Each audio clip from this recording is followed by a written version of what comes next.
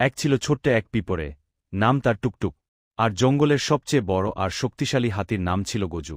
গজু খুব শক্তিশালী হলেও একটু অহংকারী ছিল। সে সব সময় ছোট প্রাণীদের তুচ্ছ ভাবত।